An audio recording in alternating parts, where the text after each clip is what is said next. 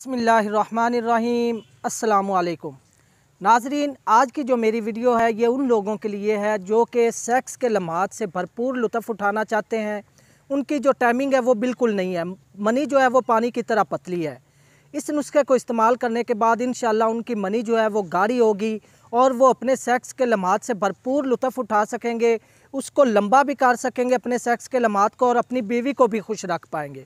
तो नुस्खा क्या है वो नुस्खा नोट फरमा लें। सालब पंजा 10 ग्राम, सालब मिस्री 10 ग्राम, रेगमाई 10 ग्राम और ज़ाफ़रान 5 ग्राम। ये तमाम चीज़ें आपने अलग-अलग बारीक पीस कर सफ़ूफ़ बना लें।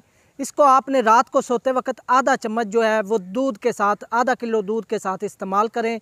इंशाल्लाह इस नुस्खे को इस्तेमाल 20-25 दिन इस्तेमाल करने के बाद आपकी टाइमिंग जो है वो भरपूर हो जाएगी और अपने सेक्स के लम्हात से भरपूर लुत्फ़ उठा सकेंगे।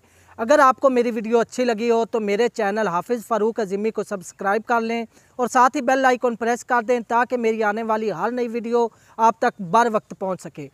तो नाजरीन, अगली वीडियो तक अपने भाई हाफिज़ फ़ारूक अज़ीमी को इजाज़त दें। वमा अलैना इल्लल बलागुल मुबीन।